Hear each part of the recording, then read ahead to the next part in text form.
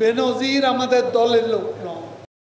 সাবেক সেনা প্রধান আজিজ আহমেদ ও সাবেক আইজিপি বেনজির আহমেদ আওয়ামী লীগের কেউ নন বলে মন্তব্য করেছেন আওয়ামী লীগ সাধারণ সম্পাদক এবং সড়ক পরিবহন ও সেতু মন্ত্রী ওবায়দুল কাদের। তিনি বলেন, তারা অপকর্ম করলে বিচার করার সৎসাহস শেখ হাসিনা সরকারের রয়েছে। ঐতিহাসিক ৬ দফা দিবস এবং ২৩ জুন বাংলাদেশ আওয়ামী লীগের প্লাটিনাম জয়ন্তী উদযাপন উপলক্ষে আজ মঙ্গলবার দুপুরে আয়োজিত প্রতিনিধি সভায় তিনি কথা বলেন। প্রধানমন্ত্রী শেখ হাসিনার সততা নিয়ে প্রশ্ন তোলার কোনো অবকাশ নেই মন্তব্য করে কাদের বলেন, আমরা পরিষ্কার বলে দিয়েছি, বেনজির আমাদের দলের লোক নয়। সিনিয়রিটি মেধা নিয়ে সে আইজিপি হয়েছে। আজিজও আমাদের দলের লোক নয়। সেনা প্রধান হয়েছে তার যোগ্যতায়, তার সিনিয়রিটি নিয়ে। আমরা তাদের বানাইনি। এখন ভেতরে যদি তারা কোনো অপকর্ম করে, এটা যখন সরকারের কাছে বিষয়টি আসে, তখন এদের বিচার করার সৎ সাহস শেখ হাসিনা সরকারের রয়েছে বলেন তিনি। বিএনপির উদ্দেশ্যে কাদের বলেন, আপনাদের সময় কেউ শাস্তি পায়নি। আপনাদের দলের নেতা নিজেই দুর্নীতিবাজ। আমরা সিঙ্গাপুর থেকে তারেক কোকর পাচার করা অর্থের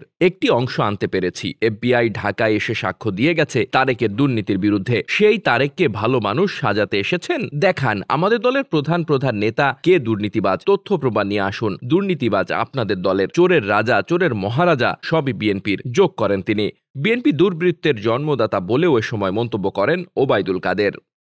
ডেস্ক রিপোর্ট, বার্তাবাজার।